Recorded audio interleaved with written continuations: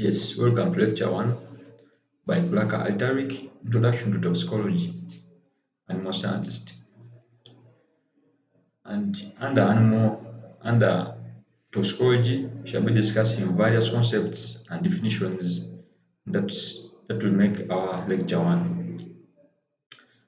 In toxicology, we study adverse effects that are caused by poisons or toxins on a living organism. For example, if you swallow a toxin or a poison, it will have to cause various effects within your body. For example, if you take an acid and you swallow it, it will cause various effects. For example, it will cause some corrosions or irritation. And if we discuss, we shall see how the various tissues will be affected. Various toxins and poisons, which we are calling as physical or chemical agents, they cause various adverse effects. For example, we have organ and tissue damage. Organ and tissue damage, for example, if you take lead, when you take lead, once you swallow lead and there is lead toxicity, the CNS or the central nervous system will be affected. We have cyanides, for example, in your cassava, if you take cassava, you shall see some adverse effects that are caused. Maybe if you take sorghum and there are some nitrates, the nitrates now are the toxins, so there are some adverse effects. The other effect that is caused by these chemical agents or toxins or poisons is teratogenesis. And in teratogenesis, we see that the reproductive system is always affected. Then there's what we call carcinogenesis. In carcinogenesis, these toxins and poisons are able to cause cancer or to develop cancer. The other effect is about mutagenesis. And mutagenesis we refer to as those changes or adverse effects that are caused due to mutations. Some toxins or poisons lead to death. Toxicology is diverse. It has various fields. For example, we have environmental toxicology, and this one deals with the study of these toxins and poisons affecting the ecosystems. We have clinical toxicology, and here it's mainly about dealing with the drugs concerning the therapeutic dose and then the toxic dose and lethal doses. Then we have the forensic toxicology. In forensic toxicology, we deal with the legal and then the toxicology. For example, if your animal dies, you have to check if it's poisoning, like postmortem. So what we do, you have to determine the chemicals within the autopsy. The autopsy is just a part of the dead organism. That's it about forensic toxicology, and this is applied even day-to-day life in humans. We have occupational toxicology. This is like people at workplaces you can study. Then we have veterinary toxicology.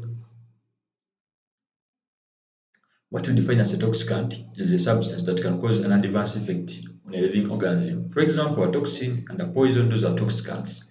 Any substance that has ability to cause an adverse effect, that's a toxicant. A toxin is defined as a toxicant that's produced by plants, animals, or bacteria. For example, if we talk about bacteria, we have we have tetanus, which is caused by Clostridium tetani. Clostridium tetani is a bacteria, but it's producing the tetanus toxins. We have anthrax, producing those anthrax toxins, which are all the spores. We have botulinum. We have Clostridium botulinum producing those botulinum toxins. For example, we have type A, type B, because it has 7 types. Then what we're defining as a poison is a toxicant that can cause death or illness when experienced in small amounts. For a toxin is mainly produced, we have a toxic substance. What we define as a toxic substance is any material that has a toxic property. Toxins can be organic or inorganic. Organic toxins, they contain carbons. Inorganic, they don't contain carbons. For example, we have lead, we have mercury, we have zinc, copper, we have molybdenum, we have iron. Those that fall under inorganic toxins. Toxicity. Toxicity is now that effect that's caused by toxicant. For example, if you take maybe lead, the effect that will be caused by lead is what we are referring to as toxicity. And toxicity can either be low or high, depending on the dose. Toxicity can also be acute or chronic. For example, if you're exposed to a toxin in a higher dose, then it can either cause effects there and then, or suddenly, and referred to as acute. Or the effects can prolong, they can take long, maybe 1 year for you to see such effects. And those one we would say chronic toxicity. For example, if you smoke, when you smoke, the cigarette contains cadmium, and cadmium will always go to your lungs. It can stay there, it accumulates for some years. Now you see cadmium toxicity. It's an example of acute toxicity whereby it occurs after some prolonged period. Dose is also another term that you always find in toxicology. What we define as a dose is an amount of a substance that you have been administered. For example, you always take these tablets. They tell you maybe take 2 times 2. That's just the dose of a substance that you have to take in. And the dose determines either the substance is toxic or not toxic. For example, we have aspirin. Aspirin, if you take 2 tabs, it will play a therapeutic role, it will be beneficial. But if you take more than 2, if you take like 30, you shall see it will cause some adverse effects. Then when you take 100 tabs, you will have to die. It will cause leather effect, so it will be a leather dose. And we shall discuss doses in lecture 2 about the dose response concept. Then we shall meet 2 terms, a hazard and a risk. Hazard, what we define as a hazard is the probability that a substance will cause an injury or death or a disease. Then what we call a risk is like likelihood of an injury or disease resulting from exposure to a potential hazard. For example, if maybe I'm in a room which has carbon monoxide, then I'm at a high risk because my likelihood that I will receive adverse effects caused by carbon monoxide will be high. This is what we call exposure, and in exposure, for you for any toxin to enter into your body, you have to be exposed first. And we have various exposure routes and we have various sources of exposure. For example, the sources of exposures we have dietary. For example, maybe we have seen people doing researches. People have done researches maybe in meat. You can find that maybe meat contains certain heavy metals. These heavy metals are toxins. Meaning, if you take such meat which contains those metals, then you are exposing yourself to those toxins. But it doesn't mean that you will die or you receive the effect. The dose matters. We have therapeutic in terms of maybe taking drugs. It could be another source of exposure. We have accidental. Maybe you are treating, then you inject yourself. That could be an accidental exposure. We have occupation. Maybe those people working with industries, they could be exposed. But when the source of exposure is occupational, the toxin has to, for a toxin to cause an effect or to cause toxicity, it has to be you have to be exposed, and then it has now to enter into your body, then it has to go to a target site. For example, here you're seeing these are workers, and the source of their exposure would be occupational. Here maybe it's dietary because you are seeing as you're eating, you'll be exposed to other toxins. So the science of toxicology helps you to make decisions which are formal. You weigh the risk and the benefit. For example, here, this one for him, he was reading about the news and it was saying that the study shows that pesticides are within spinach. So he got concerned that, hey, if spinach contains pesticides, am I safe? So it's you to decide whether you take now the spinach or you don't. But you don't need to be scared because the dose matters. Maybe the spinach contains pesticides, but when the dose is low or it's within the acceptable dietary intake, because we have levels for different toxins, like within fowl, we have who those bodies have come up with various dietary intake, acceptable dietary intake. For example, maybe we can say lead. Lead it will show its toxicity when it's above 0.05 milligram per kg. So if I find that the amount of lead within the certain feed or maybe in meat is below that, then the effect will not be there. And after you have been exposed, that toxin will have to go to the target site. And that's what we call toxicokinetics. In toxicokinetics, we mainly deal with absorption, distribution, metabolism, and excretion. In absorption, that toxin has to be absorbed, and we have various ways through which the toxin can be absorbed. For example, we have ingestion. You can either ingest the toxin, you can either inhale, for example, gases. We have talked about carbon monoxide, we have sulfur dioxide, or you can ingest it. For example, we have seen cyanides in cassava, whereby the animals have to ingest first, then the cyanide now will enter into the rumen and other effects will occur. We have skin absorption. Maybe, for example, we have a cat. If we use an example of tetanus, you must have a wound. Then now the toxin will now be absorbed through the skin. After the toxin has been absorbed, it will have to be distributed to the various organ or tissue, which is its target site. And distribution is mainly through blood or lymph. We have metabolism. One of the organs that plays the role of metabolism is the liver. And once a toxin has been taken in the body, it will either be metabolized. The metabolism, we shall talk about it. It has various phases, phase 1 and phase 2. Then you have excretion. Finally, that toxin will either be excreted, but depending on the dose. If the toxin was taken in a higher dose, the excretion would be either low. Toxicity is a function of the dosage, depends on the dose. These are the different routes of exposure, because the upper one we talk about the sources of exposure, whereby we talked about dietary, talked about occupational. Now here we have the routes of exposure, and the routes of exposure are mainly four. You can either be exposed to these toxins by either inhaling, especially gases. You can either ingest, this is through oral, through the GIT. You can either have skin absorption, you can have injections. Exposure and toxicity, this vary within time, whereby we say that toxicity can either be acute or it can be chronic. Even exposure can be acute or chronic. Chronic, for example, if you have been smoking, those toxins will accumulate in your body, and after a long period of time, maybe 1 year, 2 year, you'll find that and these adverse effects will now occur, and this one will be chronic exposure. We have acute exposure. Maybe I've been exposed to certain toxins and a sudden onset of these effects. So that would be acute toxicity.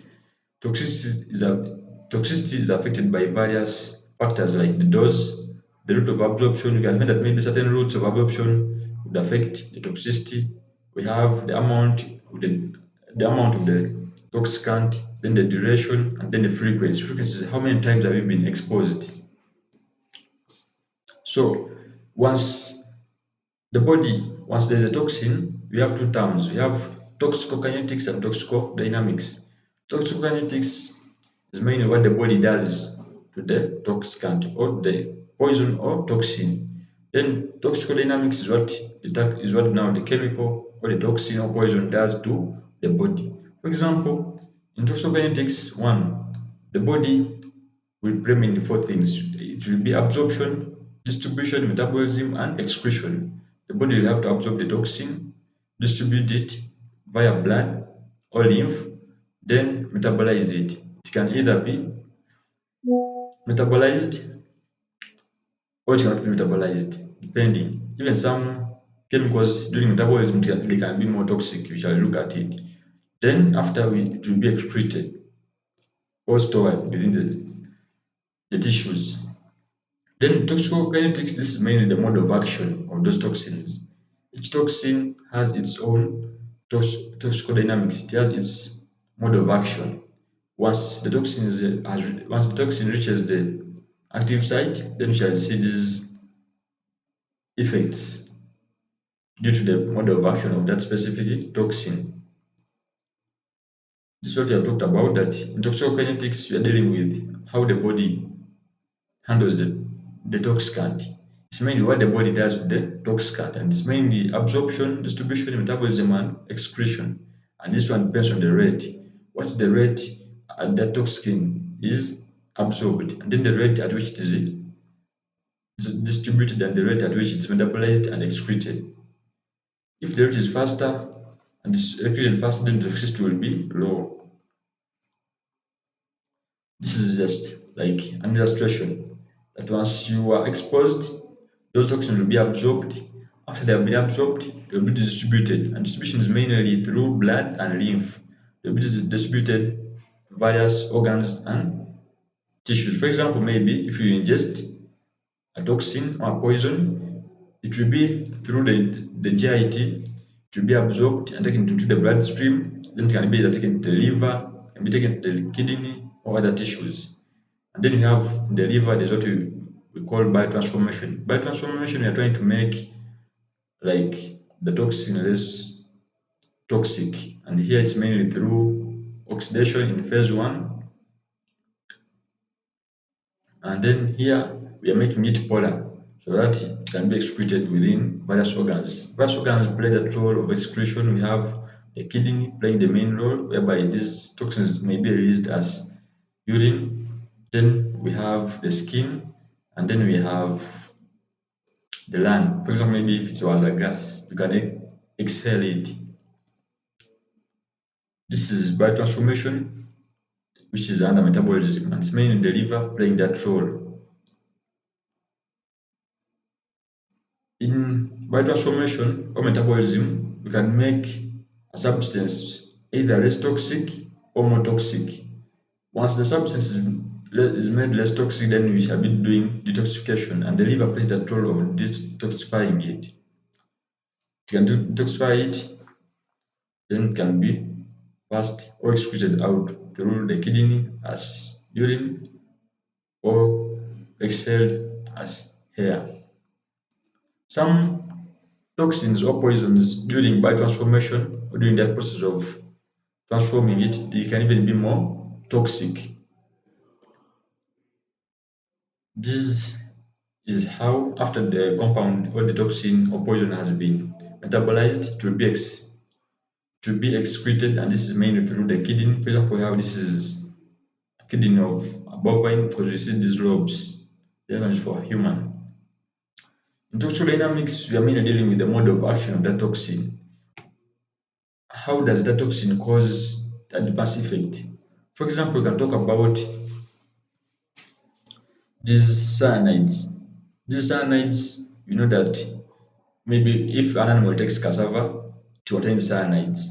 So within the within the rumen to be changed, we shall now see the hydrogen cyanide being formed, and this one will now go and bind on the hemoglobin. When they bind on the hemoglobin, we shall now see that oxygen will not be released. And in that, those tissues which need oxygen will not have oxygen, and they will now starve from oxygen. And the animal will die because of that effect.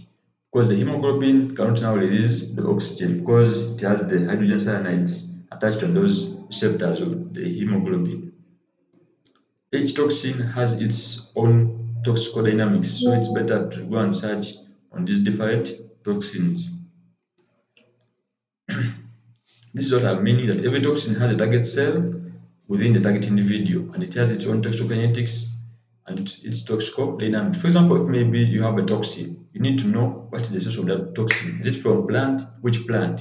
Is it from one animal? Which animal? You need to know its target site. You need to know its toxicodynamics. How is that toxin maybe laid? How is it absorbed? How is it distributed? How is it metabolized? And how is it excreted? If you're talking maybe nitrates, how is that nitrate absorbed?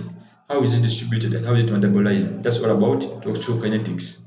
Then we have toxicodynamics. Here I need to know what will that toxin do to the body. We have discussed an example of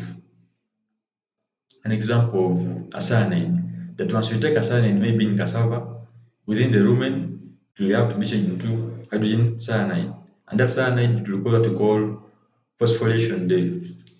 It will now attach on the hemoglobin, the receptors of hemoglobin, and it will prevent oxygen being released. Remember tissues require oxygen, but now because of that cyanide attached on the hemoglobin, oxygen cannot be released, and now the tissue will starve, hence death. That's now the toxicodynamics of that particular toxin or poison, and each has a different toxin, has its different toxicokinetics and toxicodynamics. Take home message: you need to know that for any toxin to cause its toxicity, then exposure has to occur first. Once you're exposed, depending on the dose, then adverse effects can occur. If you're exposed but the dose is low, then those adverse effects will not occur. It depends on the time, like frequency, how many times have you been exposed. Then this one to be a personal work to do. Like you have to give a toxin, the source of the toxin, the species affected, because different toxins affect different species. For example, we can say copper.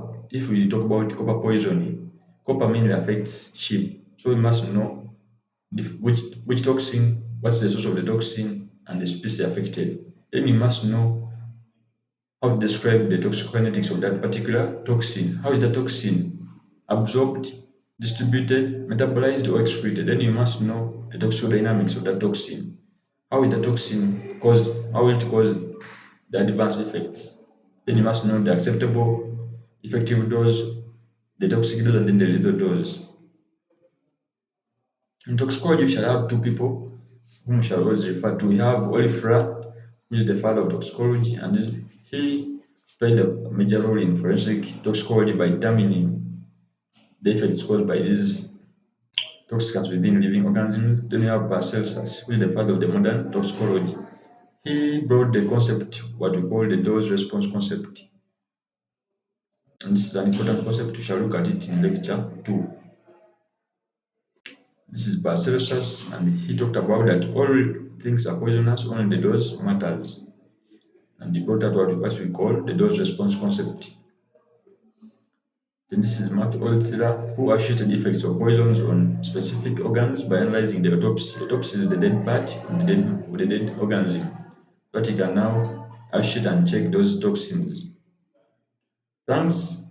That's the end of lecture 1. It has been about definitions and introduction to toxicology. Toxicology traditionally used to be known as the science of poisons or the study of poisons, but now it's broad, whereby we look at the advanced effects that are caused by those poisons or toxins within a living organism. Toxicology, we see that those days maybe people used these toxins to kill others. Others, like in Egypt, where the Pharaoh for him used to kill the criminals and he was looking for the antidotes. And he had many antidotes around himself. We have the Roma, and the Roma for them kill, they used it to kill others. So it's always good when you get time to read about the history of toxins. Something which is interesting. It's interesting science. Thanks. This is lecture 1. For more knowledge about animal sciences, please subscribe for more videos.